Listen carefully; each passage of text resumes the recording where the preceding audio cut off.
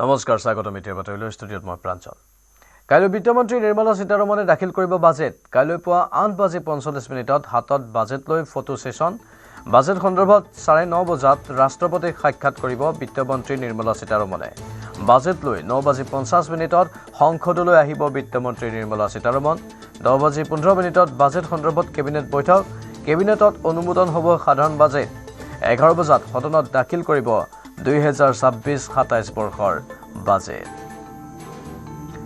ব্যতিক্ৰমী হ'ব এই বৰ্ষৰ বাজেট উপস্থাপন ৭৫ বছৰৰ ইতিহাসত ব্যতিক্ৰমী হ'ব এই বাজেটৰ প্ৰথমাংশত বাজেটৰ বিৱৰণ ভালকৈ থাকে বাজেটৰ দ্বিতীয়াংশত মাথো কেইটামান ঘোষণা থাকে এবাৰ দ্বিতীয়াংশত থাকিব বাজেটৰ বিশদ বিৱৰণ দ্বিতীয়াংশত গুৰুত্ব দিয়া হ'ব হ্ৰস্ব আৰু দীৰ্ঘম্যাদী লক্ষ্যত দ্বিতীয়াংশই দেশৰ অৰ্থনীতিৰ দৃষ্টিকোণক প্ৰতিফলিত কৰিব শতিকাৰ দ্বিতীয় চতুৰ্থাংশৰ অগ্ৰাধিকাৰসমূহ এই অংশতেই বিশ্বৰ মঞ্চত ভাৰতৰ শক্তি উপস্থাপনৰ ৰূপৰেখা থাকিব বাজেটৰ দ্বিতীয়াংশই দেশী বিদেশী অৰ্থনীতিবিদৰ দৃষ্টি আকৰ্ষণ কৰাৰ সম্ভাৱনা আছে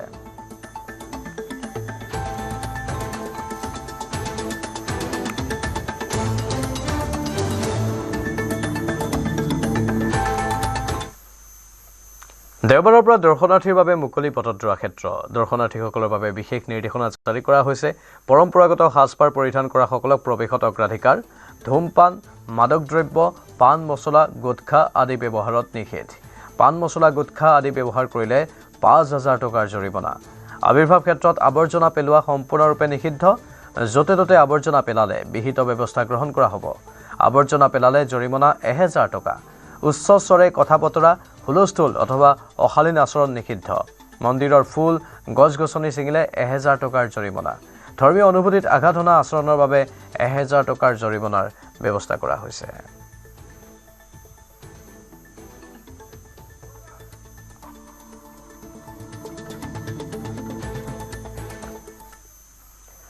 বেংগালুৰুত একেলগে অসমৰ 4 যুৱকৰ ৰহস্যজনক মৃত্যু একেটা কোঠাতে উদ্ধাৰ লখিমপুৰ আৰু নাওবৈছাৰ 4 মিছিং যুৱকৰ মৃতদেহ কোকা-কোলাৰ ওৱেৰ হাউচত কৰ্মৰত যুৱক 4জনক পৰিকল্পিতভাৱে হত্যা কৰাৰ অভিযোগ কৰিছে পৰিয়ালে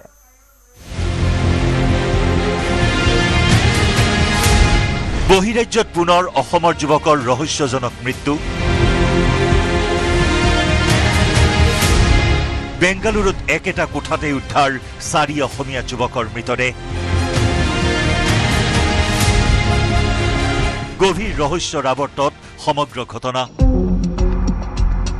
এটা অতি চাঞ্চল্যকৰ ঘটনা একেটা কোঠাতে ৰহস্যজনক অৱস্থাত উদ্ধাৰ হ'ল 4জন অসমীয়া যুৱকৰ নিথৰ দেহ এয়া পৰিকল্পিত হত্যা নে অন্য কিবা উল্লেখযোগ্য যে লখিমপুৰ জিলাৰ 4জন মিছিং যুৱক কৰ্মসূত্ৰে থাকিছিল বেংগালুৰুত কোকা-কোলাৰ ওৱেৰ হাউচত কৰ্মৰত আছিল যুৱক কেইজন কৰ্মৰ সন্ধানত বেংগালুৰুলৈ যোৱা 4জন যুৱকৰ ৰহস্যজনক মৃত্যুৱে সৃষ্টি কৰিছে তীব্ৰ চাঞ্চল্যৰ মৃত জয়ন্ত সিন্তে খগেশ্বৰ নৰেন্দ্ৰনাথ টাইড ডক্টৰ টাইড আৰু ধনঞ্জন টাইড 3জন যুৱকৰ ঘৰ লখিমপুৰৰ নামনি বৰ্ষামুখ গাঁৱত আৰু এজনৰ ঘৰ নাওবৈছাত ইফালে 4 যুৱকক পৰিকল্পিতভাৱে হত্যা কৰাৰ অভিযোগ পৰিয়ালৰ 11টা বজাত ফোন কৰিছিলে তাৰপিছত 3টা বজাত ফোন কৰিছিলে তাৰপিছত 11টা বজাৰ পৰা তাৰপৰা ফোন কৰিছে মহিলে বোলে এটা এনেকৈ শিৱলাংকাই পৰি আছে পিঠকে তাৰপিছত দুটা মানে বহা জেগাতে আছে এটা এনেকৈ হেৰি বহি লৈ পিনি সেই নিৰঞ্জন দাইদেউ একেবাৰে কঁকালখন বেকা হৈ বহি থকা দেখিছোঁ আমি মোবাইল ইতিমধ্যে নিজাববীয়াকৈ গোচৰ ৰুজু কৰি ঘটনাৰ তদন্ত অব্যাহত ৰাখিছে বেংগালুৰু আৰক্ষীয়ে ঘটনাস্থলীত উপস্থিত হৈ তন্নকৈ কোঠাটো পৰীক্ষা কৰে বেংগালুৰু আৰক্ষীয়ে ঘটনা কেনেকৈ সংঘটিত হ'ল কোন জড়িত এই ঘটনাত তাৰ ক্লু বিচাৰি বেংগালুৰু আৰক্ষীৰ অব্যাহত আছে তদন্ত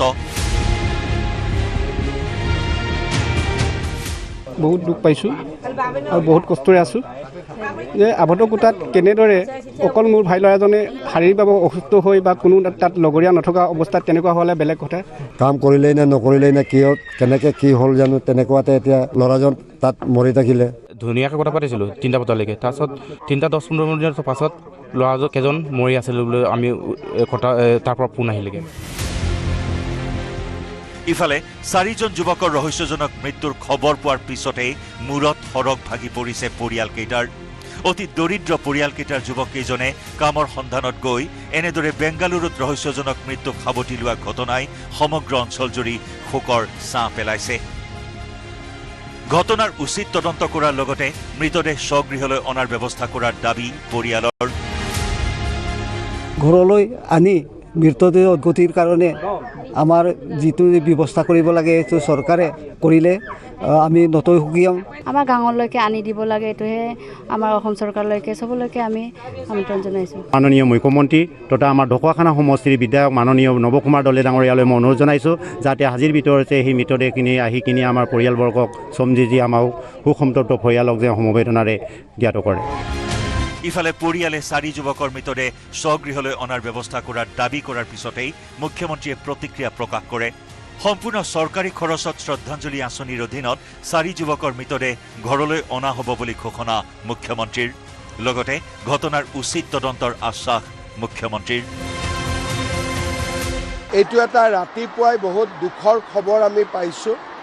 মই ইতিমধ্যে পুলিচক নিৰ্দেশ দিছোঁ যে বাংগালুৰুৰ পুলিচ কমিশনাৰৰ লগত কথা পাতিব লাগে, ঘটনাৰ তদন্তও কৰিব লাগে আৰু মৃত শৰীৰকেইটা সন্মান সহকাৰে অসমলৈ উভতাই আনিব লাগে। মাজুলীৰ পৰা ভাস্কৰজ্যোতি কটকীৰ report, news 18 Assam north east.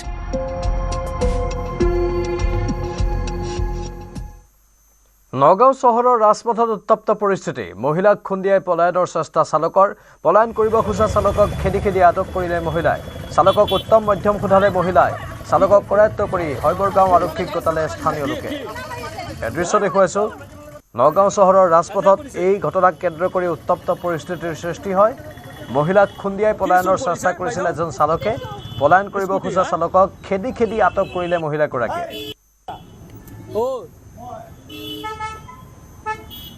Nagaon ৰাজপথত যি সন্ধ্যাই উত্তপ্ত পৰিস্থিতি সৃষ্টি হয়, এগৰাকী মহিলা স্কুটি আৰোহীক সুৰামুক্ত এখন বাহনৰ চালকে মহতিয়াই নিবলৈ চেষ্টা কৰে। তাৰপিছতেই যিগৰাকী মহিলাই সাহস দেখুৱাইছে, তেওঁৰ কণমানি শিশুৰ সৈতে আছিলে, সেই মহিলাগৰাকীয়ে সুৰামুক্ত চালকজনক আটক কৰি ইতিমধ্যে নগাঁও আৰক্ষীক গতাই দিছে। আৰু এই যি ভিডিঅ' সামাজিক মাধ্যমত ব্যাপক ভাইৰেল হৈছে। মোৰ লগত কাশ্মীৰী শইকীয়া যিগৰাকী মহিলা তেওঁ আছে।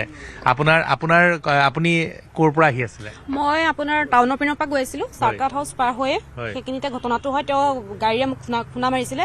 তাৰপিছত মাৰাৰ পিছত আপোনাৰ চাবিটো লৈ তেওঁ গাড়ীত থাকিলে, পলায়ন কৰিলে। তাৰপিছত ষ্টেণ্ডৰ সেইখিনিত মই ধৰিলো, ষ্টেণ্ডৰ মানুহখিনিৰ সহায়ত তেওঁক আৰক্ষীক গতাই। এইটো কথা সিমানেই। তাৰমানে মোৰ যান বাহনৰ যিখিনি নীতি নিয়ম আইনৰ নীতি সেইখিনি মই পালিছো। তাৰ মোৰ ছোৱালী আছিলে, হেলমেট পৰিধান কৰিছো, তেওঁ সম্পূৰ্ণ সুৰামুক্ত অৱস্থাত। তাৰপিছতে মোৰ লগত ছোৱালী আছিল 4 বছৰীয়া, তাই যিহেতু দুখ পাইছে, সেয়া তেওঁ মোৰ চাবি লৈ পলায়ন কৰিছিলে। তেওঁক আমি ধৰি পেলাই 1-1.5 ঘণ্টা পিছত তেওঁক মাতি আছে ষ্টেণ্ডৰ মানুহে, তেওঁ অহা নাছিলে। হয় হয়। তাৰপিছতে আপুনি যিটো ভাইৰেল হৈছে ভিডিঅ' আপুনি মই এতিয়ালৈকে দেখা নাই, মই এতিয়ালৈকে চোৱাই নাই। আচলতে মই এতিয়া থানাতে আছো। হয়। আৰু এতিয়া আৰক্ষী গতাই দিছে? হয়, আৰক্ষী আটক কৰিছে। আৰক্ষীক মই নিজে থানাত গতাই দিছো। আৰু আপোনাৰ শিশুটি কেনেকুৱা অৱস্থা? তেওঁ ভৰিত দুখ পাইছে অলপমান, ডক্টৰক দেখাইছো। তাই 4 বছৰ হৈছে, ছোৱালী, কন্যা শিশু। চিকিৎসকৰ ওচৰত লৈছো, কাইলৈ এক্সৰে কৰাম। আৰু এয়া আছিলে কাশ্মীৰ শইকীয়া। তেওঁ যি আজি স্কুটিত তেওঁৰ কন্যাক লৈ পেলাই আহি আছিলে, আৰু সেই সময়তে এগৰাকী সুৰামুক্ত চালকে তেওঁক যি মহতিয়াই নিয়াৰ চেষ্টা কৰে, তেওঁ পৰি যায়। আৰু তেওঁৰ কন্যা শিশুটিও দুখ পায়। তাৰপিছতে তেওঁ সাহস দেখুৱাই তেওঁ সেইগৰাকী যি চালক আছিলে, সেই চালকজনক তেওঁ গৈ আটক কৰাকৈ খেদি খেদি আৰু আনি আৰক্ষীক গতাই দিয়ে। আৰু বৰ্তমান নগাঁও যান বাহন আৰক্ষীয়ে সেই চালকজনক সোধা পোছা কৰি আছে আৰু ঘটনা সন্দৰ্ভত তদন্ত অব্যাহত ৰাখিছে। কংগ্ৰেছে কোৱা নতুন বৰ অসমৰ সংজ্ঞা কি? নতুন বৰ অসমৰ শ্লোগানেৰে নিৰ্বাচনী বৈতৰণি পাৰ কৰাৰ লক্ষ্য লোৱা কংগ্ৰেছলৈ মুখ্যমন্ত্ৰীৰ এই প্ৰশ্ন। পিছে গৌৰৱ গগৈৰ প্ৰত্যুত্তৰতহে নাপালে কোনো সদুত্তৰ।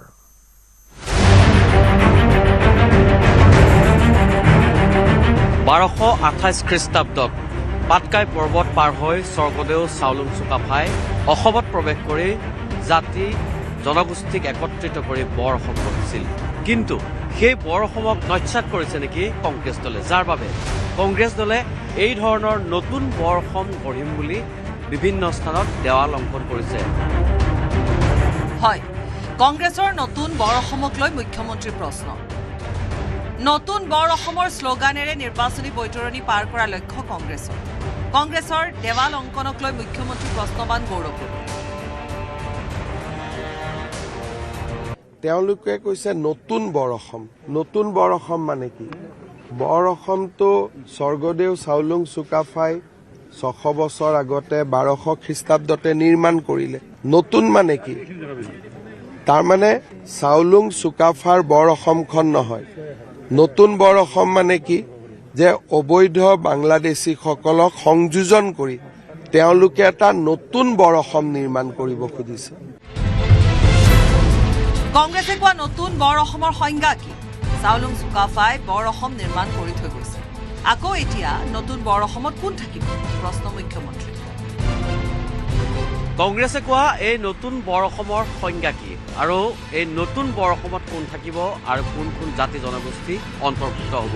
মুখ্যমন্ত্ৰীৰ কংগ্ৰেছলৈ প্ৰশ্ন যে অবৈধ বাংলাদেশী বা বিদেশী নাগৰিকক লৈ কংগ্ৰেছে নতুন বৰ অসম গঢ়িবলৈ চেষ্টা কৰিছে নেকি, তাৰ প্ৰত্যুত্তৰ বিচাৰিছে প্ৰদেশ কংগ্ৰেছৰ সভাপতি গৌৰৱ গগৈৰ পৰা। বৰ অসম নহয়, নতুন বৰ অসম। মোৰ যদি ভুল হোৱা নাই এতিয়া আপোনালোকে গৈ চাব পাৰিব। এইটো এটা কিমান ডাঙৰ কথা। নতুন বৰ অসম মানে কি? যে যিসকল বিদেশী সোমালে, বাংলাদেশী সোমালে, তেওঁলোকক লৈ আজিৰ পৰা বৰ অসম এখন হ'ব। কিন্তু আমাৰ বৰ অসমখন হ'ল 600 বছৰ আগতে স্বৰ্গদেউ চাওলুং চুকাফাই নিৰ্মাণ কৰি থৈ যোৱা বৰ অসম। এই নতুন বৰ অসমখনৰ কনচেপ্টটো কি তেওঁলোকে আমাক বুজাই দিয়ক। কিন্তু গৌৰৱ গগৈ প্ৰত্যুত্তৰ দিলে মুখ্যমন্ত্ৰীৰ প্ৰশ্ন। গৌৰৱ গগৈৰ প্ৰত্যুত্তৰত নাই কোনো স্পষ্টতা। আমি আধুনিক পথৰে আমি আগবাঢ়ি যাম আৰু উৎপাদনশীল, প্ৰগতিশীল, সমৃদ্ধিশীল এখন নতুন বৰ অসম আমি গঢ় দিবলৈ আমি সামূহিক দায়িত্ব আমি ল'ম। এতিয়া নতুন বৰ অসমৰ শ্লোগানক লৈয়ে আৰম্ভ হৈছে বিতৰ্ক। কংগ্ৰেছৰ শ্লোগান নিজৰ বাবে আত্মঘাতী হ'ব নেকি? কিয়নো নতুন বৰ অসম কাক লৈ নিৰ্মাণ কৰিব বিচাৰিছে তাৰ কোনো স্পষ্টতা নাই গৌৰৱ গগৈৰ উত্তৰত। বিষ্ণু শইকীয়া আৰু বলেন ভট্টাচাৰ্যৰ নিউজ 8 অসম। আসন ভাগ বতৰা চূড়ান্ত কৰাৰ বাবে কংগ্ৰেছক 31 জানুৱাৰীত ডেডলাইন দিছিল ৰাজ্যৰ দলে। কিন্তু ডেডলাইন উকলাৰ পাছতো নিমিলিল কংগ্ৰেছ আৰু ৰাজ্যৰ দলৰ অংক।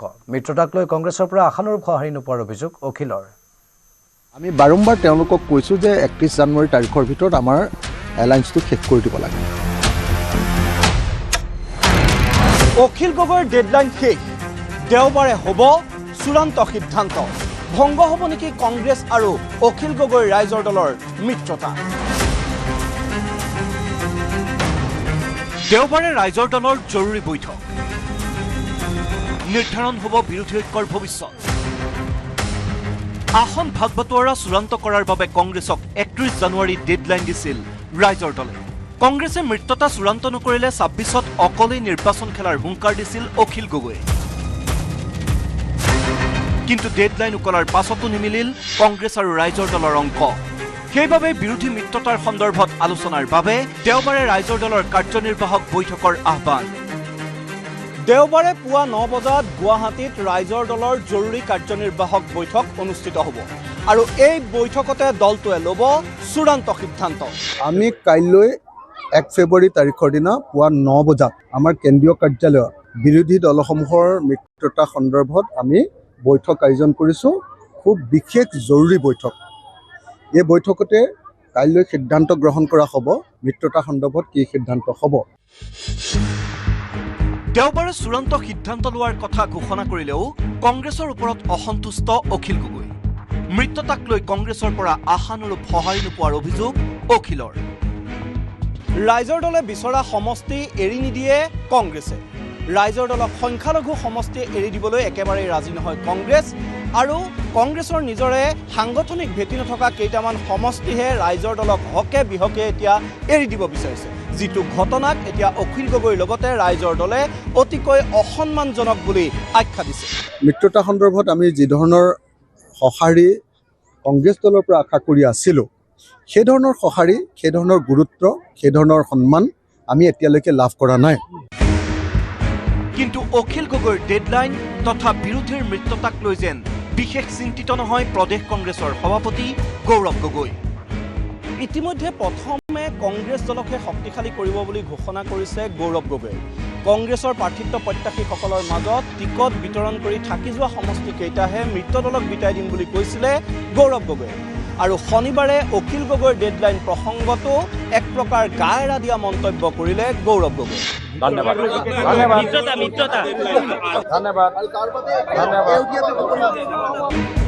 কথাবোৰ যেন লাহে লাহে স্পষ্ট হৈছে। অখিল গগৈয়ে হাজাৰ চিঞৰ বাখৰ লগালেও তালৈ ভূক্ষেপ নকৰে কংগ্ৰেছে। বাৰে বাৰে অখিলে ঘোষণা কৰিছে কংগ্ৰেছৰ পৰা অপমানিত হোৱা বুলি। এনেকৈ জানো ঐক্যবদ্ধ হ'ব পাৰিব বহুদা বিভক্ত বিৰোধী? শিৱসাগৰৰ পৰা প্ৰদীপ গগৈৰ সহযোগত বলেন ভট্টাচাৰ্য আৰু মৃদুপৱন গোস্বামীৰ report news 18 Assam north east.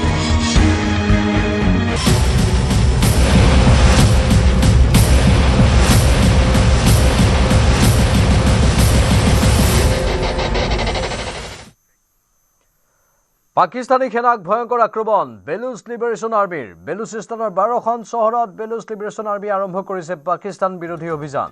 Baloch liberation আৰ্মিৰ আক্ৰমণত সমগ্ৰ বেলুচিস্তানত 150 জনতকৈ অধিক পাকিস্তানী সৈনিক আৰু নিৰাপত্তাৰক্ষীৰ মৃত্যু হয়।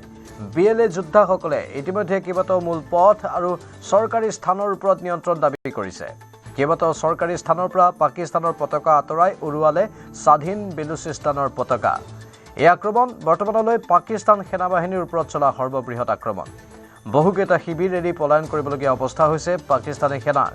শীঘ্ৰে হয়তো পাকিস্তানে বেলুচিস্তানক হেৰুৱাব। বেলুচ লিবাৰেশ্যন আৰ্মিৰ হাতলৈ যাব পাৰে বেলুচিস্তান। বেলুচ লিবাৰেশ্যন আৰ্মিয়ে এই হিংসাৰ দায়িত্ব স্বীকাৰ কৰি ইয়াক তেওঁলোকৰ অভিযানৰ দ্বিতীয় পৰ্যায় বুলি উল্লেখ কৰিছে। অপাৰেশ্যন হেৰফ নামেৰে তেওঁলোকে আৰম্ভ কৰিছে এই অভিযান। আনহাতে পাকিস্তানৰ গৃহমন্ত্ৰী মহচিন নাকভিয়ে এই আক্ৰমণৰ কথা নিশ্চিত কৰিছে যদিও নিৰাপত্তা বাহিনীয়ে 37 জন বিদ্ৰোহীক হত্যা কৰা বুলিও দাবী কৰিছে। আৰু BLAৰ অপাৰেশ্যন হেৰফৰ পাছতেই কুৱেটাৰ পৰিস্থিতি অত্যন্ত সংকটজনক হৈ পৰিছে। সমগ্ৰ চহৰখনৰ চিকিৎসালয়সমূহত জৰুৰীকালীন অৱস্থা ঘোষণা কৰা হৈছে। কুৱেটাৰ একাধিক স্থানত ধাৰাবাহিকভাৱে শুনা গৈছে গুলী আৰু বিস্ফোৰণৰ শব্দ। পৰিস্থিতিৰ প্ৰতি লক্ষ্য ৰাখি কুৱেটাক ৰেড জোন হিচাপে ঘোষণা কৰা হৈছে। কুৱেটাৰ চাৰিয়াপ ৰোডত BLAৰ আক্ৰমণকাৰীয়ে আৰক্ষীৰ এটা মোবাইল ইউনিটক লক্ষ্য কৰি লয়। 2 জন জোৱানক হত্যা কৰি বাহনখনত জুই লগাই দিয়ে BLA বিদ্ৰোহীয়ে। ৰেলৱে ষ্টেচনৰ ওচৰতো শুনা গৈছে বন্দুকৰ গুলীৰ শব্দ। কুৱেটাৰ উপৰিও নুস্কি, কালাত, মাস্তুং, ডালবন্দিন, খৰান, দাবাৰ, পাছনি, তাম, বুলেদা আৰু ধাদাৰৰ পৰাও আহিছে আক্ৰমণৰ খবৰ। অঞ্চলটোৰ ঠায়ে ঠায়ে গুলীচালনাৰ লগতে আৰক্ষী আৰু সামৰিক প্ৰতিষ্ঠানসমূহত আক্ৰমণ কৰা হয়। কেইবাখনো জিলাত সংঘটিত সংঘৰ্ষৰ সঠিক বাতৰি এতিয়াও অহা নাই। BLA বিবৃতিযোগে দাবী কৰিছে যে কুৱেটা, পাছনি, গদ্দাৰ, নুস্কি আৰু ডালবান্দিনত থকা সেনা আৰু চোৰাংচোৱা শিবিৰত আক্ৰমণ কৰা হৈছে। পিছে পাকিস্তানী কৰ্তৃপক্ষই এই দাবী নিশ্চিত কৰা নাই। শৃংখলা ঘূৰাই আনিবলৈ নিৰাপত্তা অভিযান অব্যাহত ৰখা বুলি জনায় পাকিস্তানী শিবিৰে।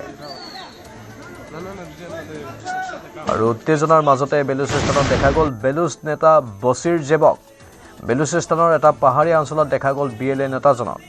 BLA প্ৰকাশ কৰা এটা ভিডিঅ'ত দেখা গ'ল নেতাজনক তেওঁৰ কেইবাজনো সহযোগীৰ সৈতে। মটৰচাইকেল চলাই সহযোগীসকলৰ সৈতে আগবঢ়া দেখা গ'ল বছিৰ জেবক।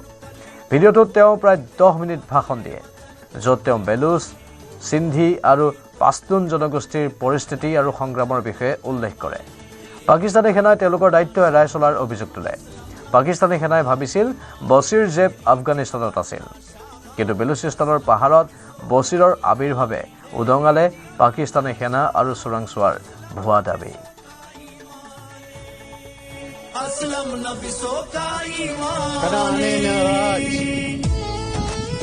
هزاران تعدادا گبانوکان گبراتان شما در کپتگاند آپریشن ایروفند اینو پدا کنا قوم کنا نینگا قوم نما گودیک نما ایلوم هزار تعدادتی پورا بلوچستانتی پیش تمانو آپریشن ایروف شروع مسونه بابو ننتو نوار تنبو بابو ننتو گام خلبو।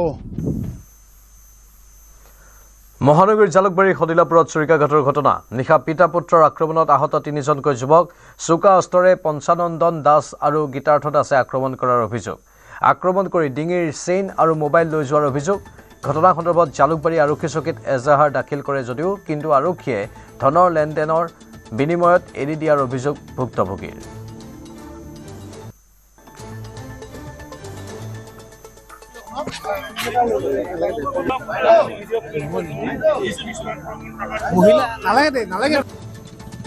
যোৱা পৰহি যিটো অপ্ৰীতিকৰ ঘটনা আমাৰ সদিলাপুৰত হৈ গ'ল দীপল ব্ৰাঞ্জিত পথত আমি সঁচাকৈ বহুত দুখ লাগিছে প্লাছ আমি লাজো পাইছোঁ এই ৰাতি আজি আমি ধৰক কোনোবাই বেলেগ বেলেগ হেপা মিটিং কৰি পেলাই আকৌ এনেকৈ আহিব লগা হৈছে আমাৰ কাৰণে একদম এইটো বহুতেই লাজ পাইছোঁ আমি সঁচাকৈ শান্তিপ্ৰিয় মানুহ আমি এনেকুৱা ধৰণৰ অপ্ৰীতিকৰ ঘটনা ভৱিষ্যতেও বিচৰা নাই ইয়াৰে আমি প্ৰত্যুত্তৰ বিচাৰিছোঁ প্ৰশাসনৰ পৰা প্ৰশাসনে প্ৰপাৰ একশ্যন লওক আৰু একশ্যন মতে কাম হওক আমি এই ৰাতি যে ৰৈছোঁ সেইকাৰণে ৰৈছোঁ IC ছাৰ নাছিল এতিয়া অহা বুলি কৈছে আমি কথা পাতিম আৰু তেওঁলোকে যাতে এনেকুৱা ধৰণৰ ঘটনা আৰু কেতিয়াও নহয় আমাৰ সদিলাপুৰত কাৰণ এনেকুৱা ধৰণৰ ঘটনা আগতে হোৱা নাই কোনে এনেকৈ দা লৈ খেদিওৱাটো সঁচাকৈ আমি ক'ত আছোঁ মানে আজিৰ ডেটত এনেকুৱা ধৰণৰ কথা হ'ব পাৰে নেকি মানুহ ইমান নিশংস আৰু আইনগত ব্যৱস্থা ল'ব লাগে তেওঁৰ হয় আৰু তেওঁৰ ল'ৰাই আমি নিচাসক্ত বুলি জানো আৰু তেওঁলোকে যাতে এইটোৰো ব্যৱস্থা লয় আৰু আমি প্ৰশাসনক কম আজি আমাৰ VDP আমি আহিছোঁ আজি আমি তাৰিও আমি মেম্বাৰ হয়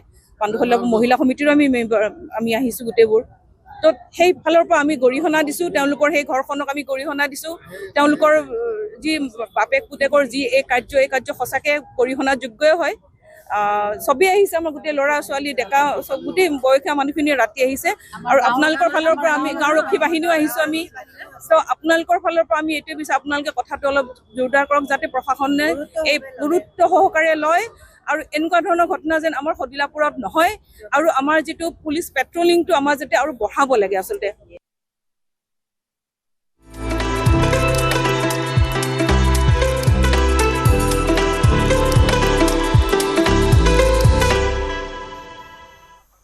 কালি মুখ্যমন্ত্ৰী হিমন্ত বিশ্ব শৰ্মাৰ উপজাদিন জন্মদিনৰ শুভেচ্ছা দিবলৈ মুখ্যমন্ত্ৰীৰ আৱাসৰ সন্মুখত অনুৰাগীৰ ভিৰ 12 বজাৰ লগে লগে কেক কাটি জন্মদিন পালন কৰিব অনুৰাগীয়ে হাতত ফুলৰ থোপা আৰু ভিন্ন উপহাৰ লৈ অপেক্ষা কৰিছে অনুৰাগীসকলে 2026ৰ বাবে শংখনাদ দিবলৈ উপহাৰ হিচাপে আনিছে শংখ কোনোৱে আনিছে আকৌ 13,000 টকীয়া কলম ইয়া ভিৰ দেখুৱাইছো আমি মুখ্যমন্ত্ৰীৰ বাসগৃহৰ বাহিৰত 1969 চনৰ 1 ফেব্ৰুৱাৰীত যোৰহাটত জন্মগ্ৰহণ কৰিছিল মুখ্যমন্ত্ৰী হিমন্ত বিশ্ব শৰ্মাই মাতৃ মৃণালিনী দেৱী আৰু পিতৃ কৈলাশনাথ শৰ্মাৰ সুযোগ্য সন্তান মুখ্যমন্ত্ৰী হিমন্ত বিশ্ব শৰ্মাৰ উপজাতিনৰ আগে আগে অনুৰাগীৰ ভিৰ আমি দেখিবলৈ পাইছোঁ আমাৰ সাংবাদিক প্ৰিয়ব্ৰত গগৈ বৰ্তমান লাইভত আছে প্ৰিয়ব্ৰত ভিৰ দেখিবলৈ পাইছোঁ আমি আৰু সকলোৰে মাজত উৎসাহ উদ্দীপনা সকলোৰে অপেক্ষা ঠিক নিশা 12 বজালৈকে হয় প্ৰাঞ্জল 1 ফেব্ৰুৱাৰী তাৰিখে অসমৰ মুখ্যমন্ত্ৰী ডক্টৰ হিমন্ত বিশ্ব শৰ্মাৰ জন্মদিন আৰু এই জন্মদিন আসলতে উদযাপন কৰিবলৈ বৰ্তমান সময়ত মুখ্যমন্ত্ৰীগৰাকীৰ আৱাসত বিভিন্ন প্ৰান্তৰ পৰা অহা অনুৰাগীসকলে ভিৰ কৰা দেখিবলৈ পোৱা গৈছে আৰু আমি বিশেষ এটা পৰিৱেশ দেখুৱাম বৰ্তমান সময়ত এনেধৰণে সাজু কৰি তোলা হৈছে বিশেষ ঠাইখিনি মুখ্যমন্ত্ৰী আৱাসৰ সন্মুখৰ ঠাইখিনি এনেধৰণে সাজু কৰি তোলা হৈছে যি ঠাইত আচলতে মুখ্যমন্ত্ৰীয়ে কেক কাটি জন্মদিন উদযাপন কৰিব আৰু 57টা বছৰত আচলতে ভৰি দিব মুখ্যমন্ত্ৰী ডক্টৰ হিমন্ত বিশ্ব শৰ্মাই আৰু কিছু নিলগত আমি দেখিবলৈ পাইছোঁ বিভিন্ন স্থানৰ পৰা অহা অনুৰাগীসকলে ভিৰ কৰিছে আৰু হিমন্ত বিশ্ব শৰ্মাৰ জয়ধ্বনি দিছে বৰ্তমান সময়ত আৰু বিভিন্ন আচলতে উপহাৰসমূহ লৈ তেওঁলোকে বিভিন্ন প্ৰান্তৰ পৰা আহি বহু সময় আগৰ পৰা কেইবা ঘণ্টা আগৰ পৰা এনেধৰণে ভিৰ কৰি ৰখা দেখিবলৈ পোৱা গৈছে আৰু যিহেতু মুখ্যমন্ত্ৰীগৰাকীৰ জন্মদিন গতিকে সকলোৱে উপহাৰ হিচাপে কোনো নহয় কোনো এটা সামগ্ৰী লৈ অহা দেখিবলৈ পোৱা গৈছে বিভিন্ন ধৰণৰ সামগ্ৰীসমূহ বিভিন্ন ধৰণৰ উপহাৰসমূহ লৈ অহা দেখিবলৈ পোৱা গৈছে কোনোৱে যদি শংখ এটা প্ৰদান কৰি 2026ৰ বাবে শংখনাদ দিবলৈ আহ্বান জনাইছে আৰু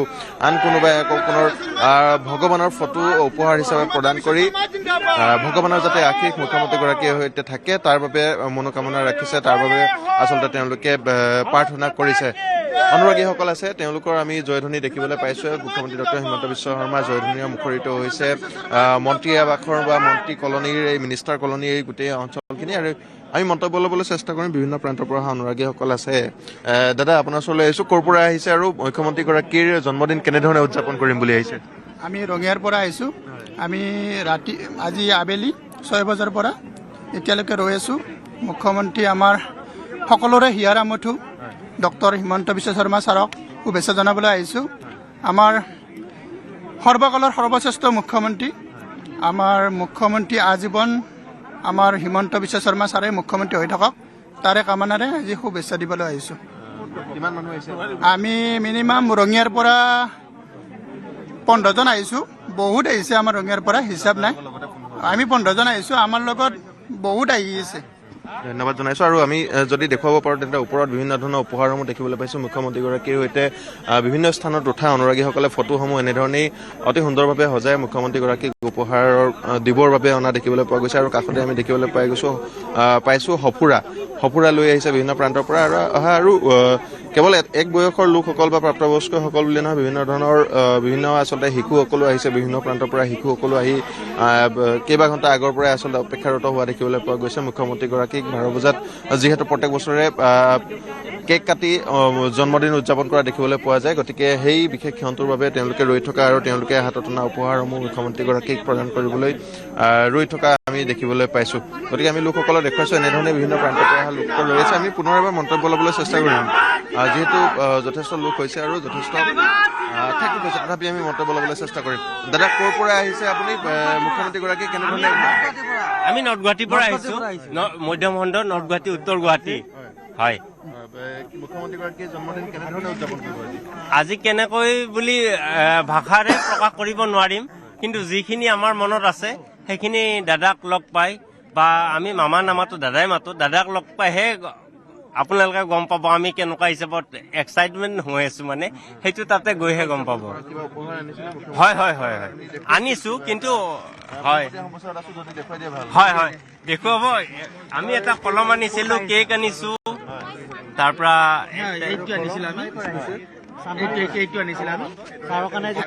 এইটো আনিছিলো আমি। তাৰমানে এই কলমটোৰে যাতে গোটেই কামবিলাক আমাৰ দাদাৰ মানে যিবিলাকত চাইন কৰে চবতে শুভ হয়, যাতে আমাৰ অসমখনক যাতে মংগল হয়, সেই কাৰণে আমি কলম এটা লৈ আহিছিলো দাদাৰ কাৰণে। আমি সামান্য এটা উপহাৰ দিব আনিছিলো। আৰু আমি এইফালে দেখুৱাইছো দৰং চিপাঝাৰ দৰঙৰ পৰা আহিছে। এনেধৰণে তেওঁলোকৰ আচলতে যি উপহাৰ আনিছে মুখ্যমন্ত্ৰীগৰাকীৰ বাবে, মুখ্যমন্ত্ৰীগৰাকীয়ে বিভিন্ন স্থানত উঠা ফটো, তাত গৃহমন্ত্ৰীগৰাকী আছে, মুখ্যমন্ত্ৰীগৰাকীৰ মাতৃ আছে, প্ৰধানমন্ত্ৰীগৰাকী আছে, মুখ্যমন্ত্ৰীগৰাকীৰ পৰিয়াল আছে। আচলতে বিভিন্ন সময়ৰ ফটোসমূহ বা জনসভা সম্বোধন কৰাৰ সময়ত মুখ্যমন্ত্ৰীগৰাকীক যেনেধৰণে দেখিবলৈ পোৱা যায়, বিভিন্ন সাধাৰণ জনতাৰ সৈতে বাৰ্তালাপ কৰা বিভিন্ন ধৰণৰ ফটোসমূহ তেওঁলোকে সম্বলিত কৰি এখন বিশেষ আচলতে আলোকচিত্ৰ বনাইছে বা এখন বিশেষ কলাজ বনোৱা দেখিবলৈ পোৱা গৈছে, যিখন মুখ্যমন্ত্ৰীগৰাকীৰ বাবে আচলতে উপহাৰ হিচাপে অনা দেখিবলৈ পোৱা গৈছে। আৰু আনহাতে যদি চাওঁ তেন্তে বিভিন্ন প্ৰান্তৰ পৰা শিশুসকলো আহিছে, গতিকে তেওঁলোকৰ সৈতে পাতিম। চানমাৰীৰ পৰা আহিছা, কি ক'বা? আজি মামাৰ জন্মদিন, তো মই মামাক জন্মদিনৰ শুভেচ্ছা জনাবলৈ আহিছো। মামাৰ জন্মদিন, কি ভাল লাগে মামাৰ? মামাই আমাৰ কাৰণে বহুত কষ্ট কৰে, তো মামাৰ কাৰণে আমাৰ অসমখন আগবাঢ়িবলৈ আহিছে। তো ইয়াৰ কাৰণে আমি মামাৰ কাৰণে মৰমতে এইটো গিফ্ট বনাইছো নিজেদি, আৰু পিছফালে কিবা মেছেজ লিখা আছে। Happy birthday. আচ্ছা, মামা মামা হেপী বাৰ্থডে। আৰু তুমি মামাক এইখন নিজে বনাইছা হাতে? মই নিজে বনাইছো। আৰু কি ক'বা মামাৰ কথা? আজি মই মামাক জন্মদিনৰ শুভেচ্ছা জনাম। জন্মদিনৰ শুভেচ্ছা জনাবা, কেনেকে জনাবা শুভেচ্ছা? মই মামাক হেপী বাৰ্থডে ক'ম। হেপী বাৰ্থডে কৈ দিয়াচোন এবাৰ কেমেৰাত, কেনেকে ক'বা? মানে nice to meet you, happy birthday মামা। অ'কে, ক'ৰ পৰা আহিছা তুমি?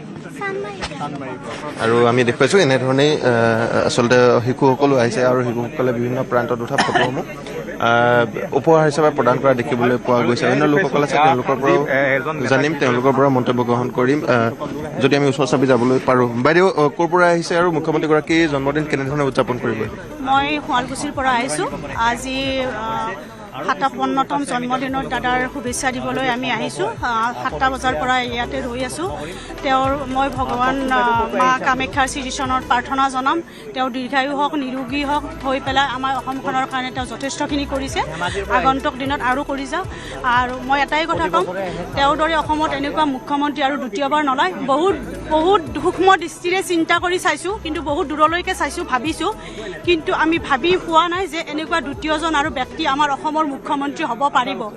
কিন্তু তেওঁ আমাৰ কাৰণে বহুত কৰিছে, আমাৰ অসমবাসীৰ কাৰণে, আৰু তেওঁ হয়তো ৰ'দ বতাহ বৰষুণ কোনো ধুমুহা তেওঁক দুৰ্বল কৰিব পৰা নাই।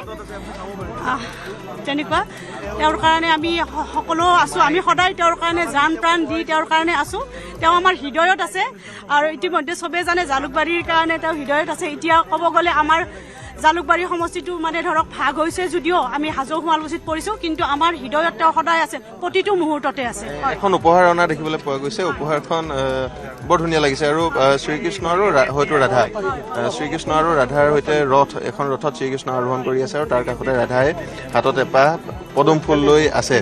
কেনেধৰণে মনলৈ আহিলে মুখ্যমন্ত্ৰীগৰাকীলৈ এখন ফটো দিম? মানে ধৰক কেনেকুৱা হৈছে, আমাৰতো ধৰক যেতিয়া আগৰ দিনত যেতিয়া যাত্ৰাত গৈছিলে, ৰণত গৈছিলে, তেতিয়াতো মানে আমাৰ খৰালৈ গৈছিলে, হাতীলৈ গৈছিলে, তেতিয়া আমাৰ অসমৰ মুখ্যমন্ত্ৰী হিমন্ত বিশ্ব শৰ্মা ডাঙৰীয়াইও যিমান যেনেকুৱা ধৰণত দৌৰিছে, তেওঁ ৰণত জিকি গৈ আছে। সেইবাবে আপুনি আনিছে ফটোখন দেখুৱাইছোঁ। পদুম ফুলটো থকাৰ কাৰণে বিশেষকৈ মই এইখন পিকচাৰ চইচ কৰিছোঁ, মোৰ ল'ৰা, মোৰ ভতিজা আৰু মই। ধন্যবাদ জনাইছোঁ, আৰু এনেধৰণেই তেওঁলোকে অতি সুন্দৰভাৱে এখন ফটো আনিছে। যুৱ প্ৰজন্ম আছে, আমি তেওঁলোকৰ পৰা জানিম। দাদা কেইজনমান আছে, ক'ৰ পৰা আহিছে আপোনালোক? ওচৰৰ পৰাই নে? হয়, মই বেলতলৰ পৰা আহিছোঁ। কেনেধৰণে উদযাপন কৰিব আজি মুখ্যমন্ত্ৰী? তেখেতক বাৰ্থডে আপোনাৰ উইচ কৰিম তেখেতে। আগতেও আহিছেনে জন্মদিন? যোৱা বছৰ আহিছিলোঁ। দাদা আপুনি ক'ৰ পৰা? মই শুৱালকুছিৰ পৰা। শুৱালকুছিৰ পৰা। কেনেধৰণে উদযাপন কৰিব? কেনেধৰণে মানে তেওঁক উপহাৰ হিচাপত এখন দিম। বাকী আগতেও মই আহিছোঁ, আজি 5-6 বাৰ হ'ল। মোৰ মা তাৰ আগৰ পৰাই আহে। এতিয়া তেওঁক মই বিশেষ একো নকওঁ, তেওঁৰ নিচিনা কোনো নাই, তেওঁৰ নিচিনা কোনো হ'বও নোৱাৰে। অসমে তেওঁৰ নিচিনা নাপায়ো, তেওঁৰ নিচিনা এজন মানুহ, এজন মুখ্যমন্ত্ৰীক। মই তাকে আশা মা কামাখ্যাৰ আগত মই হেৰি কৰিলোঁ যে তেওঁৰ স্বাস্থ্য ভালে ৰাখক, মা কামাখ্যা, মায়ে ভালে ৰাখক, তেওঁৰ ভাল হওক। আপোনালোকে প্ৰত্যেক বছৰে অহা নিচিনা? প্ৰত্যেক বছৰে। যোৱাবাৰ মই মা কামাখ্যাৰ মূৰ্তি দিছিলোঁ, তেওঁক মানে মন্দিৰৰ মূৰ্তি দিছিলোঁ। এইবাৰ অলপ বেলেগ দিলোঁ। হয়, গতিকে এনেধৰণে আনিছে তেওঁলোকে। ভাল পোৱা উপহাৰটো আচলতে মুখ্যমন্ত্ৰীগৰাকীৰ বাবেও অনা দেখিবলৈ পোৱা গৈছে। পিছলৈ আমি ভিৰ দেখুৱাবলৈ যত্ন কৰিছোঁ, কেনেধৰণে বহু পিছলৈকে, বহু দূৰ দূৰণিলৈকে বৰ্তমান সময়ত কেইবাশ লোকে ভিৰ কৰা দেখিবলৈ পোৱা গৈছে, আৰু সময় যেনেধৰণে বাগৰি যাব হয়তো আৰু বাঢ়িব। আৰু এগৰাকী বিশেষ ব্যক্তিক লগ পাইছোঁ আমি, বিশেষ ব্যক্তি আমি দেখিবলৈ পাইছোঁ, তেওঁৰ পৰা অকণমান জানিম। আৰু মই ব্যক্তিগতভাৱে তেখেতক তেওঁৰ ব্যক্তিগত জীৱনটোৰ প্ৰতি মই যথেষ্ট আকৰ্ষিত, আৰু প্ৰত্যেক বছৰে বাৰ্থডে দিনা মই আহোঁ, তেখেতক শুভেচ্ছা জনাওঁ, আশীৰ্বাদো লওঁ, আৰু তেওঁ সদায় সুখত থাকক, সদায় ভাল হওক, তেওঁৰ ভাল হওক, অসমখনৰ ভাল হওক, এয়ে মোৰ ভগৱানৰ ওচৰত প্ৰাৰ্থনা।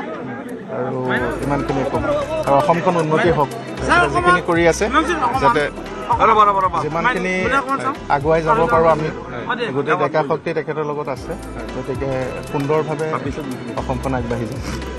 মই ইলেকশ্যনৰ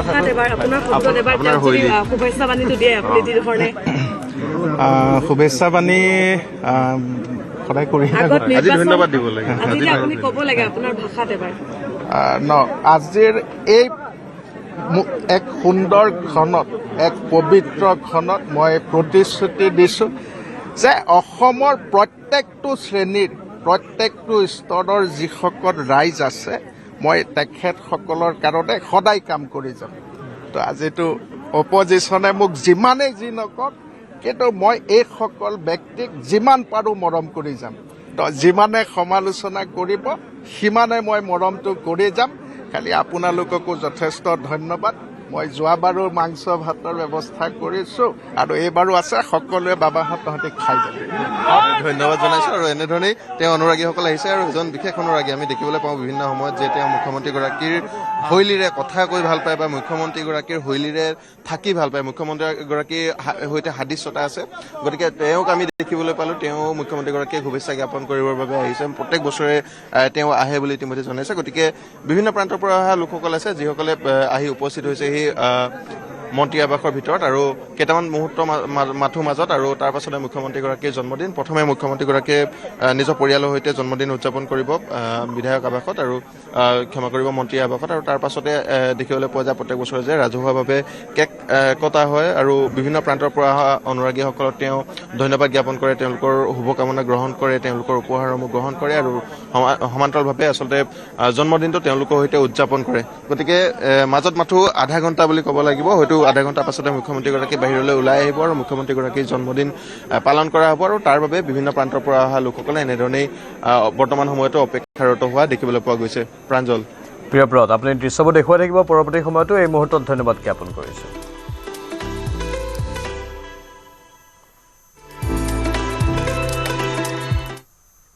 বৰপেটা ৰোডৰ ঐতিহাসিক জাগ্ৰত মন্দিৰৰ ভিতৰৰ পৰাই বৰপেটা জিলাৰ বিভিন্ন প্ৰান্ত চালে বহিৰাজ্যৰ অবৈধ 6 টকীয়া লটাৰী বেহা আৰু বিভিন্ন প্ৰান্তলৈ এই বহিৰাজ্যৰ অবৈধ 6 টকীয়া লটাৰী বেহা চলি আছে। ইমদাদুল হুছেইন ওৰফে বাপ্পী নামৰ জুৱা মাফিয়াৰ নেতৃত্বত ঐতিহাসিক জাগ্ৰত শিৱ মন্দিৰৰ পৰাই এই অবৈধ জুৱাৰ বেহা চলাৰ অভিযোগ উঠিছে। ৰাষ্ট্ৰীয় বজৰং দলৰ অভিযানত পোহৰলৈ আহিছে এই ভয়ংকৰ ঘটনা। বৰপেটা ৰোড চহৰৰ মাজমজিয়াত থকা ঐতিহাসিক জাগ্ৰত শিৱ মন্দিৰত ৰাষ্ট্ৰীয় বজৰং দলে জুৱাৰ বিৰুদ্ধে চলোৱা অভিযানত মন্দিৰৰ ভিতৰৰ কাৰ্যালয়ত বহিৰাজ্যৰ অবৈধ 6 টকীয়া প্ৰায় 5 লক্ষাধিক লটাৰী টিকট উদ্ধাৰ কৰে। ইয়াৰ উপৰি ঐতিহাসিক জাগ্ৰত শিৱ মন্দিৰৰ গাতে লাগি আছে এখন মহাবিদ্যালয়, বিদ্যালয় আৰু বৰপেটা ৰোড ষ্টেডিয়াম, য'ত প্ৰতিদিনেই শ শ ছাত্ৰ ছাত্ৰী, যুৱক যুৱতী খেলা ধূলা কৰাৰ লগতে শৰীৰ চৰ্চাত মত্ত হৈ থাকে। এইখিনিতে প্ৰশ্ন উত্থাপন হয় যে কাৰ সাহসত ইমদাদুল হুছেইন নামৰ এইগৰাকী মুছলমান যুৱকে হিন্দু ধৰ্মৰ উপাসনাস্থলী তথা ঐতিহাসিক জাগ্ৰত শিৱ মন্দিৰৰ ভিতৰৰ পৰা অবৈধ জুৱাৰ বেহা চলাব পাৰিছে।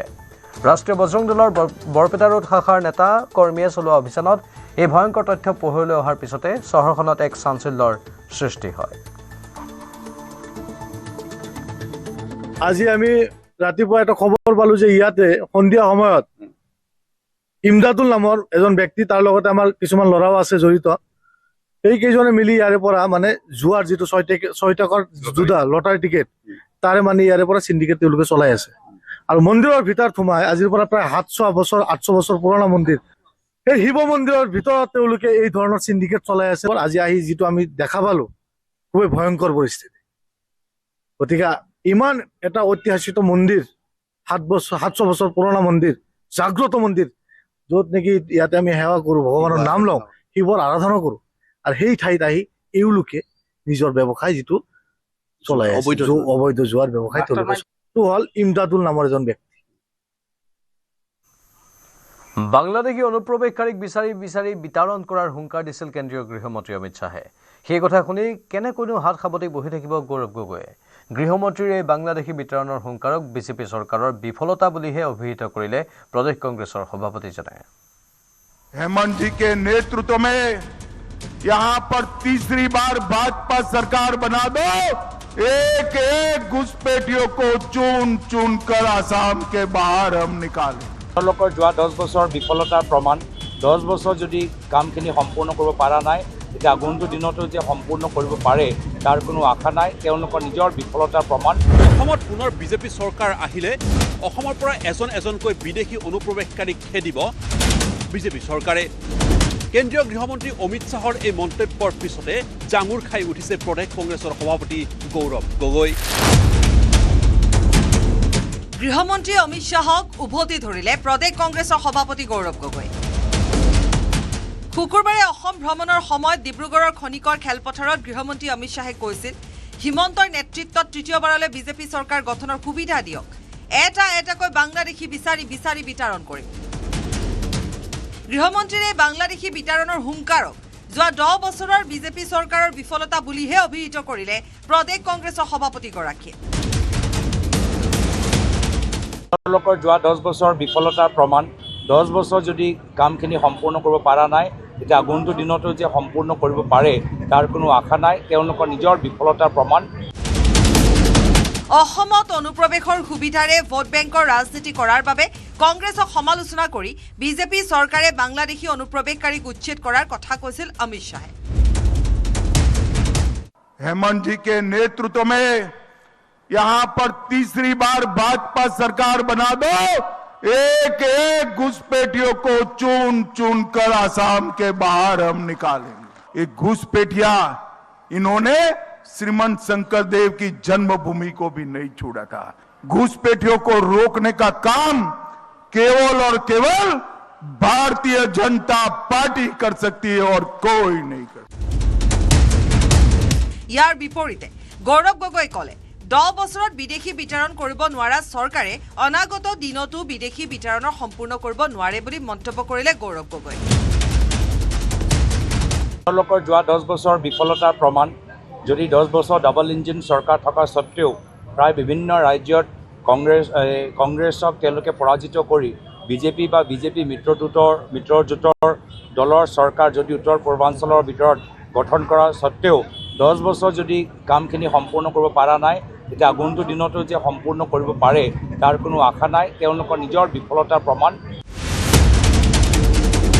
অমিত শ্বাহৰ মন্তব্য সমালোচনা কৰি অসম জাতীয় পৰিষদৰ সম্পাদক জগদীশ ভূঞাই কলে হাজাৰ বাংলাদেশী চিনাক্ত হোৱাৰ পাছতো বিতৰণ কৰিব নোৱাৰা বিজেপিয়ে এনে মন্তব্যৰে উপলুঙাহে কৰিছে অসমীয়াক। যদি 4 বছৰত বিজেপিয়ে মাত্ৰ 1416 জন বিদেশী বহিষ্কাৰ কৰে, 50 লাখ বিদেশী বহিষ্কাৰ কৰিবলৈ কিমান বছৰ লাগিব? 10 বছৰ বিদেশী খেদিম বুলিয়ে চৰকাৰত বহিলে হিমন্ত বিশ্ব শৰ্মা ডাঙৰীয়াৰ বিজেপি চৰকাৰে।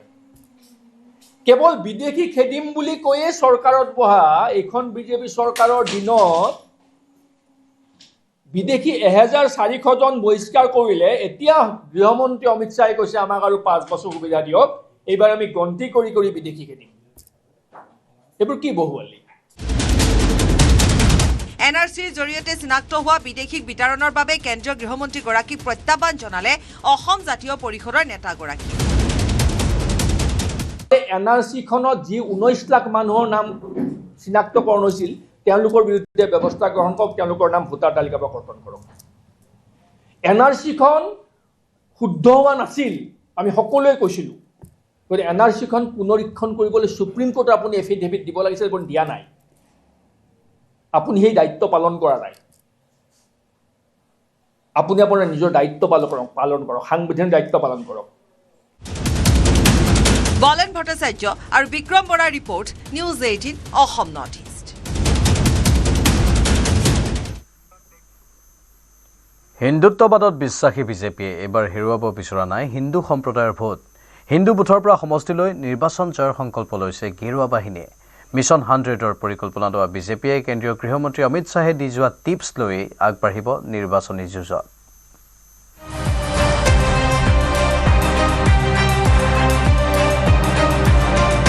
হিন্দু বুথত নিৰ্বাচনত হাৰিব নোৱাৰিব, জয়ী হ'ব লাগিব প্ৰত্যেকটো হিন্দু বুথ।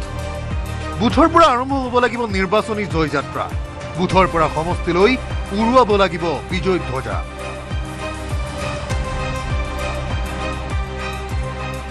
হিন্দুত্ববাদত বিশ্বাসী বিজেপিয়ে এইবাৰ হেৰুৱাব বিচৰা নাই হিন্দু সম্প্ৰদায়ৰ লোকৰ ভোট। হিন্দু বুথৰ পৰা সমষ্টিলৈ নিৰ্বাচন জয়ৰ সংকল্প লৈছে গেৰুৱা বাহিনীয়ে। নিৰ্বাচনলৈ 1.5 মাহ বাকী থকা অৱস্থাত শুকুৰবাৰে বাজপেয়ী ভৱনত হোৱা বিশেষ ৰাজনৈতিক বৈঠকত গৃহমন্ত্ৰী অমিত শ্বাহৰ স্পষ্ট কথা, হিন্দু বেল্টৰ বুথত জয়লাভ কৰিবই লাগিব বিজেপিয়ে। বুথৰ পৰা সমষ্টিলৈ এইবাৰ বিজেপিয়ে জয়যাত্ৰা আৰম্ভ কৰিব বিচাৰিছে ৰাজ্যিক বিজেপিয়ে। কালি গৃহমন্ত্ৰী অমিত শ্বাহে ৰাজ্যিক বিজেপি কাৰ্যালয়ত যিখন বৈঠকৰ আয়োজন কৰিছিল, সেই বৈঠকত এটা কথা স্পষ্টকৈ কোৱা হৈছে যে বুথত জয়লাভ কৰিব লাগিব। বিশেষকৈ হিন্দু বেল্টৰ অৰ্থাৎ হিন্দু যিবোৰ বুথ আছে সেই বুথবোৰ জয়লাভ কৰাটো অতিশয় প্ৰয়োজন, আৰু সেই বুথবোৰত কোনো কাৰণতে হাৰিব নোৱাৰিব বিজেপিয়ে। সংখ্যালঘু অধ্যুষিত বুথসমূহ জয়ৰ বাবে কোনো গুৰুত্ব নিদিয়ে গেৰুৱা বাহিনীয়ে। হিন্দু বুথত জয় লাভ কৰাৰ লগতে 21ৰ তুলনাত এইবাৰ ভোট বৃদ্ধি আৰু আসন বৃদ্ধিৰ পৰামৰ্শ দি গ'ল গৃহমন্ত্ৰী অমিত শ্বাহে। মিত্ৰপক্ষত থাকি আমি NDA হিচাপে এই নিৰ্বাচনত আমি অৱতীৰ্ণ হ'ম আৰু পূৰ্বতকৈ অধিক ভোট বৃদ্ধি আৰু পূৰ্বতকৈ অধিক আসন বৃদ্ধিৰে আমি এইবাৰ শক্তিশালীভাৱে ৰাইজৰ আশীৰ্বাদেৰে আমি NDA চৰকাৰ গঠন কৰিম। লগতে 16 আৰু 21ৰ দৰে এইবাৰো বিজেপিৰ হিচাপে নহয়, সমাগত বিধানসভা নিৰ্বাচনত NDA হিচাপে নিৰ্বাচনী যুঁজত নামিব বিজেপি। কিন্তু আসন বুজাবুজিৰ ক্ষেত্ৰত এতিয়ালৈ শীৰ্ষ নেতৃত্বৰ সৈতে কোনো ধৰণৰ আলোচনা হোৱা নাই। আলোচনা বিলোচনা চলি আছে NDA যিখিনি আমাৰ ঘটক দল আছে গোটেইখিনিৰ লগত আমাৰ বুজাবুজি এটা পৰ্যায়ত আগৰ পৰাও আছে বৰ্তমানো আছে আৰু কম সময়ৰ ভিতৰতে আমি আমাৰ ৰাজনৈতিক যিখিনি আমাৰ সিদ্ধান্ত মিত্ৰতা সম্পৰ্কত সেইখিনি আমি আটাইকেইটা ৰাজনৈতিক দলৰ লগত বহি আমি চূড়ান্ত কৰিম। মুঠ 25গৰাকী সদস্যৰে হোৱা বৈঠকত মহিলা মৰ্চা আৰু যুৱ মৰ্চাকো গৃহমন্ত্ৰী অমিত শ্বাহে দিলে নিৰ্বাচন জয়ী হোৱাৰ টিপছ। প্ৰত্যেকটো বুথত মহিলা মৰ্চাই আৰম্ভ কৰিব লাগিব জনসম্পৰ্কৰক্ষী অভিযান। চৰকাৰী আঁচনিসমূহৰ সুবিধা লাভ কৰিছে নে নাই সেই বিষয়ে মতামত ল'ব লাগিব মহিলাসকলৰ। ইয়াৰ উপৰি বিশিষ্ট মহিলাসকলক লৈ সৰু সৰু বৈঠক কৰাৰো পৰামৰ্শ অমিত শ্বাহৰ। আন নিৰ্বাচনৰ দৰে এইবাৰৰ নিৰ্বাচনতো যুৱ শক্তিৰ ভোট বিজেপিৰ পক্ষলৈ অহাৰ বাবে বিভিন্ন পৰিকল্পনা হাতত লোৱাৰ বাবে পৰামৰ্শ দি গ'ল গৃহমন্ত্ৰী অমিত শ্বাহে। মিছন 100ৰ পৰিকল্পনা লোৱা বিজেপিয়ে গৃহমন্ত্ৰী অমিত শ্বাহে দি যোৱা টিপছ লৈ আগবাঢ়িব লাগিব নিৰ্বাচনী যুঁজত। কেমেৰাত সঞ্জয় বৰাৰ সহযোগত Hirakjyoti Malakar report, news 18 Assam north east. সমগ্ৰ বিশ্বত বছৰি 15 নিযুত লোক ষ্ট্ৰোকত আক্ৰান্ত হোৱাৰ বিপৰীতে ভাৰতবৰ্ষত বছৰি আক্ৰান্ত হয় 16 লাখ লোক। ঠিক সেইদৰে অসমত বছৰি 72,000 লোক ষ্ট্ৰোকত আক্ৰান্ত হোৱাৰ বিপৰীতে কেৱল শোণিতপুৰ জিলাতে প্ৰায় 4,000 লোক আক্ৰান্ত হৈ আহিছে ষ্ট্ৰোকত। এই ক্ষেত্ৰত বিশেষ মন কৰিবলগীয়া যে ইয়াৰে 90% ষ্ট্ৰোক প্ৰতিৰোধ কৰিব পাৰি। ইয়াৰ বাবে লাগিব উন্নতমানৰ তৎকালীন উপযুক্ত চিকিৎসা সেৱা। এই উদ্দেশ্যৰে উত্তৰ পূবৰ অন্যতম স্বাস্থ্য খণ্ড GNRCয়ে বিশেষ সজাগতা অভিযান হাতত লৈছে। মাহজোৰা সজাগতা অভিযানৰ অংশস্বৰূপে 6খন জিলা শোণিতপুৰৰ সদৰ তেজপুৰত ষ্ট্ৰোক প্ৰতিৰোধ আৰু সজাগতাৰ ওপৰত এক সংবাদমেল আয়োজন কৰে। তেজপুৰত তৰুণ অসম সংঘত আয়োজিত সংবাদমেলত GNRCৰ মাৰ্কেটিং এণ্ড ব্ৰেণ্ড প্ৰমোশ্যন বিভাগৰ ছিনিয়ৰ মেনেজাৰ মৃণাল আলী হাজৰিকাসহ উপস্থিত থাকে ক্ৰমে স্নায়ুশল্য বিশেষজ্ঞ ডাক্তৰ ভাস্কৰ শৰ্মা, স্নায়ুৰোগ বিশেষজ্ঞ ডাক্তৰ কিনজাং ৱাংডা আৰু GNRC এম্বুলেন্স সেৱাৰ মুৰব্বী ৰচিদুল ইছলাম। स्ट्रोक के लिए जो होने से आपको हमने पहले आपको स्ट्रोक के सिम्टम्स बता दिया, फिर से बताना चाहता हूँ। FAST करके होता है। F stands for facial drooping, मतलब एक साइड का जो फेस होता है उसका थोड़ा से पैरालिसिस हो जाता है। A stands for arm weakness और लेग वीकनेस एक साइड में, और S stands for speech, slurring of speech, बोलते बोलते बोलने का थोड़ा से वो चेंज हो गया, बोल नहीं पा रहा।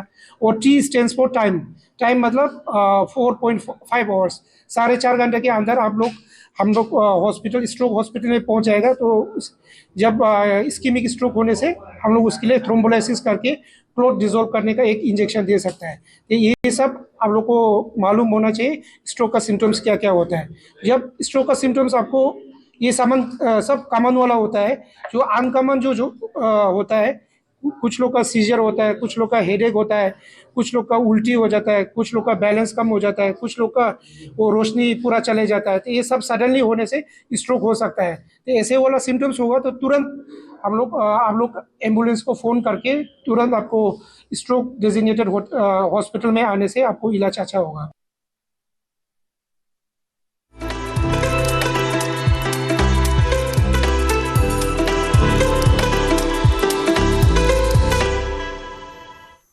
কাইলৈ মুখ্যমন্ত্ৰী হিমন্ত বিশ্ব শৰ্মাৰ উপজা দিন। জন্মদিনৰ শুভেচ্ছা দিবলৈ মুখ্যমন্ত্ৰীৰ আৱাসৰ সন্মুখত অনুৰাগীৰ ভিৰ। 12 বজাৰ লগে লগে কেক কাটি জন্মদিন পালন কৰিব অনুৰাগীয়ে। আমাৰ সাংবাদিক প্ৰিয়ব্ৰত বৰ্তমান লাইভত আছে। প্ৰিয়ব্ৰত, ইয়াৰ পূৰ্বৰ পোনপটীয়া সম্প্ৰচাৰত আপুনি দেখুৱাইছিল অনুৰাগীসকলৰ মনৰ কথা, সকলো অত্যন্ত উৎসাহী হৈ আছে। হয় প্ৰাঞ্জল, আমি ইতিমধ্যে দেখুৱাইছোঁ যে মুখ্যমন্ত্ৰীগৰাকীৰ জন্মদিনৰ প্ৰাকখনত আচলতে কেনেধৰণৰ এক পৰিৱেশৰ বিৰাজ কৰিছে মিনিষ্টাৰ কলনীত, আৰু মন্ত্ৰী আৱাসৰ চৌহদত আমি বৰ্তমান সময়ত পুনৰ এবাৰ দেখুৱাবলৈ যত্ন কৰিম।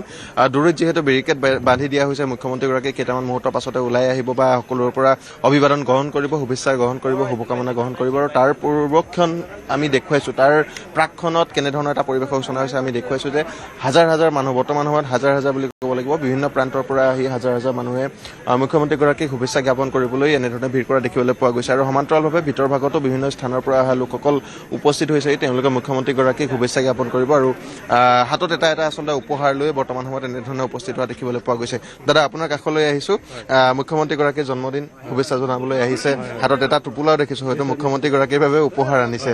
কেনেধৰণে উদযাপন কৰিম বুলি পৰিকল্পনা আছে আজি? মই মানে ভাবি লৈছোঁ আজিতো তেখেতৰ আহি আছে, আগন্তুক ইলেকশ্যন আহি আছে, তাৰ আগতে জন্মদিনটো হৈছে বৰ ভাল হৈছে।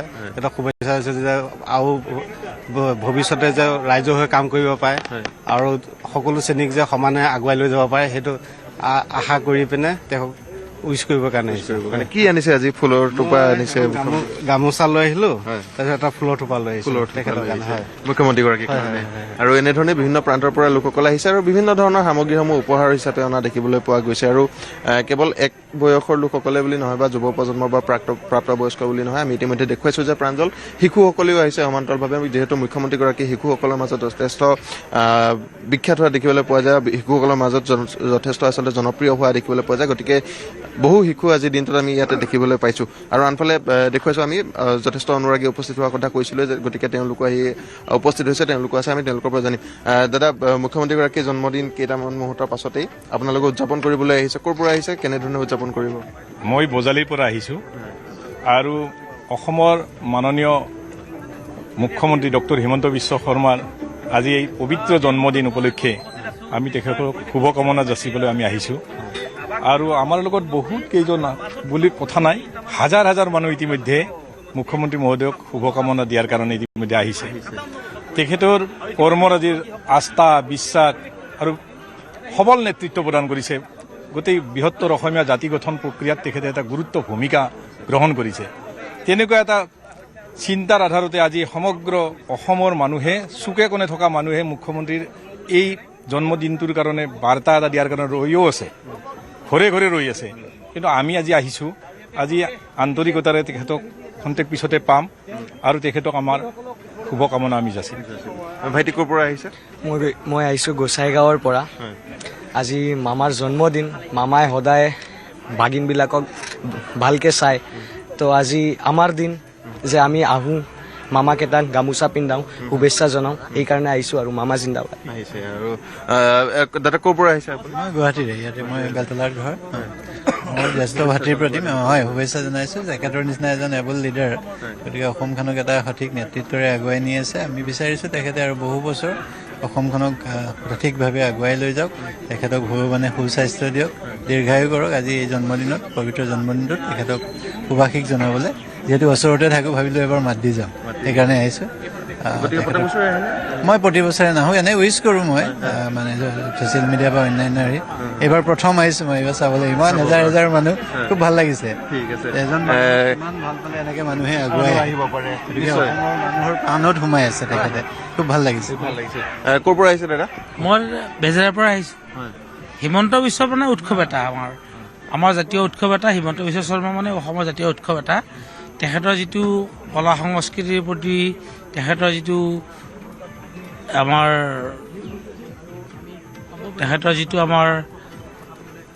এইটো আমাৰ অৰিহণা বা আমাৰ যিখিনি তেখেতৰ উপৰি অসমৰ কাৰণে যিখিনি কৰিছে, তেখেতক আমি ধন্যবাদ দিছোঁ। আৰু তেখেতৰ কাৰণে আমি চাৰা জীৱন, চাৰা জিন্দগী আমি তেখেতৰ কাৰণে, আমি তেখেতৰ নামতে ব্ৰতী, তেখেতৰ নামে উৎসৰ্গা কৰিছোঁ। আৰু তেখেতক আমি অদূৰ ভৱিষ্যতৰ কাৰণে আমি তেখেতৰ উজ্জ্বল ভৱিষ্যত কামনা কৰিছোঁ, সুস্বাস্থ্য কামনা কৰিছোঁ। আৰু তেখেত সুস্থ হৈ থাকক, আমি দীৰ্ঘায়ু হৈ থাকক, সেইটোৱে আমাৰ কামনা। আমাৰ অসমৰ আৰু এজন দাদা আছে, বৃদ্ধি পাইছে, ভিৰ বাঢ়িছে, গতিকে জৰিয়তে বা চাউণ্ড বক্সৰ জৰিয়তে তেওঁলোকক নিৰ্দেশনা প্ৰদান কৰিবলৈ চেষ্টা কৰিছে আৰক্ষী প্ৰশাসনৰ তৰফৰ পৰা।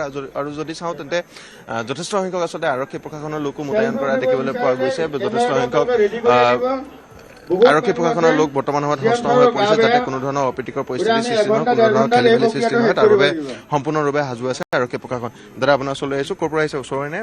মই বাক্সাৰ মানাছৰ পৰা আহিছোঁ। আজি আমাৰ অসমৰ মুখ্যমন্ত্ৰী, যশস্বী মুখ্যমন্ত্ৰী আমাৰ হিমন্ত বিশ্ব শৰ্মা ডাঙৰদেৱৰ জন্মদিন। ভগৱানে তেখেতক সুস্বাস্থ্য আৰু দীৰ্ঘায়ু কামনা কৰি ভগৱানৰ ওচৰত প্ৰাৰ্থনা জনালোঁ যাতে বিগত 5 বছৰৰ নিচিনা অনাগত আৰু 5 বছৰ বা 10 বছৰৰ কাৰণে যদি মুখ্যমন্ত্ৰীয়ে সেই অসমখনক এটি গতিশীল দিশত যি আগবঢ়াই লৈ গৈছে আমাৰ প্ৰগতিশীল অসম উন্নয়নশীল অসম ঠিক তেনেকৈয়ে উন্নয়ন কৰি থকাৰ কাৰণে যাতে সমগ্ৰ অসমবাসী শান্তি সম্প্ৰীতিৰ জীয়াই থাকিব তাৰ কাৰণে ভগৱানে তেখেতক সুস্বাস্থ্য আৰু দীৰ্ঘায়ু কামনা কৰক। আৰু আমি প্ৰত্যেক বছৰে দেখোঁ যে এটা অস্থায়ী আচলতে উদযাপনথলী নিৰ্মাণ কৰি উলিওৱা হয় আৰু এই বছৰো দেখুৱাইছোঁ আমি যদি ষ্টেজলৈ দেখুৱাবলৈ পাৰোঁ তেন্তে কেমেৰাত অবিনাশ ডেকা আছে অবিনাশ ডেকাই দেখুৱাইছে এনেধৰণেই বৰ্তমান সময়ত সাজু কৰি তোলা হৈছে বিশেষ আচলতে উদযাপনথলীখিনি যি ঠাইত আচলতে মুখ্যমন্ত্ৰীগৰাকীয়ে আহিব কেক কাটিব বিভিন্নজনৰ পৰা শুভেচ্ছা গ্ৰহণ কৰিব বিভিন্নজনে অনা সেই উপহাৰসমূহ গ্ৰহণ কৰিব আৰু এক প্ৰকাৰ মুখ্যমন্ত্ৰীয়ে যিসকল সাধাৰণ জনতা আচলতে তেওঁৰ কাষলৈ এই বিশেষ দিনটোত আহে তেওঁৰ সেই সাধাৰণ জনতাসকলৰ সৈতে তেওঁৰ বিশেষ দিনটো অৰ্থাৎ জন্মদিনটো উদযাপন কৰিব। মহিলাসকলকো দেখিছোঁ আমি মহিলাসকলৰ সৈতেও কথা পাতিবলৈ যত্ন কৰিম মহিলাসকলৰ ওচৰলৈ যাবলৈ চেষ্টা কৰিম গতিকে আমি কিছু দূৰ আগবাঢ়ি যাম আৰু তেওঁলোকৰ সৈতে কথা পাতিম। ইতিমধ্যে আমি দেখুৱাইছোঁ যথেষ্ট ভিৰ বাঢ়িছে আৰু বাইদেউ আপোনালোকৰ ওচৰলৈ আহিছোঁ মুখ্যমন্ত্ৰীগৰাকীৰ জন্মদিন কেইটামান মুহূৰ্তৰ পাছতেই আৰু মাজনিশা বুলি ক'ব লাগিব তথাপি আপোনালোকে উদযাপন কৰিবলৈ আহিছে কি ভাবি আহিছে কেনেধৰণে উদযাপন কৰিব? আমি প্ৰতি বছৰে আহোঁ মাননীয় মুখ্যমন্ত্ৰী মহোদয়ৰ জন্মদিন উপলক্ষে এইটো দিনলৈ আমি বহুত অপেক্ষাৰে ৰৈ থাকোঁ। আজি আমি মাননীয় মুখ্যমন্ত্ৰী মহোদয়ৰ এই জন্মদিনটো আমাৰ মানে উৎসৱমুখৰ পৰিৱেশ হৈ যায় যে কিছু সময়ৰ পিছত আমাৰ মাননীয় মুখ্যমন্ত্ৰী মহোদয় আহিব আমি অধীৰ অপেক্ষাৰে ৰৈ আছোঁ তেখেতক জন্মদিনৰ শুভেচ্ছা জ্ঞাপন কৰিবলৈ আৰু ভগৱানৰ ওচৰত প্ৰাৰ্থনা কৰিবলৈ যাতে মানে তেখেতে অসমখনক লৈ যি সপোন দেখি আছে সেই সপোন যাতে ধুনীয়াকৈ তেওঁ মানে পূৰণ কৰিব পাৰে আৰু অসমখনক ধুনীয়াকৈ আগুৱাই লৈ যাব পাৰে ভগৱানে তেওঁক সেই শক্তি দিয়ক আৰু সদায় সুস্বাস্থ্য আৰু দীৰ্ঘায়ু কামনা কৰক। প্ৰত্যেক বছৰে আহেনে? হয় হয় প্ৰত্যেক বছৰে আহোঁ। ক'ৰ পৰা আহিছে আপুনি? মই বাহাটা চাৰিআলিৰ পৰা। মুখ্যমন্ত্ৰীগৰাকীৰ বাবে জন্মদিনত কিবা উপহাৰ আনিছে বিশেষ? হয় আনিছোঁ আমি আমাৰ অসমৰ স্বাভিমান গামোচা আনিছোঁ আৰু তেওঁৰ কাৰণে আমি এখন ডাঙৰ চিনাৰী আনিছোঁ। আগতে লগ পাইছে নে মুখ্যমন্ত্ৰীগৰাকী ক'ত লগ পাইছে কেনেধৰণে লগ পাইছে? পাইছোঁ আগতে পাইছোঁ আমাৰ মাননীয় মুখ্যমন্ত্ৰী মহোদয়কতো পাই জনসাধাৰণে আজিকালি পায়েই থাকে কাৰণ আমি যদি এখন সভালৈ যাওঁ তেওঁ মানে সাধাৰণতে সদায় মানে কি মানুহৰ মাজত সোমায় মানুহৰ মাজত সদায় মানে দেখিলে মানে মানুহক আমি যদি আঁতৰৰ পৰা ধুনীয়াকৈ আমি মানে যদিওবা আজি মুখ্যমন্ত্ৰী আমি দেখিলে কি দাদা বুলি মাতোঁ আগৰ পৰা আমি দাদা বুলি মাতি আহিলোঁ আৰু আমি আজিও দাদা বুলি মাতোঁ তেখেতে মুখ্যমন্ত্ৰী হওঁতে কৈছিল মই মানে যদিওবা মুখ্যমন্ত্ৰী মই তোমালোকৰ ধন্যবাদ জনাইছোঁ প্ৰিয়ব্ৰত গগৈ। এয়া হ'ল অনুৰাগীৰ ভিৰ আৰু মুখ্যমন্ত্ৰীয়ে কেক কাটিব কিছু সময়ৰ পাছতে এনেধৰণে মুখ্যমন্ত্ৰীৰ বাসগৃহৰ সন্মুখত বহু লোকৰ ভিৰ দেখিবলৈ পোৱা গৈছে। মুখ্যমন্ত্ৰীৰ জন্মদিনৰ প্ৰাকক্ষণত এই ভিৰ আমি দেখা পাইছোঁ।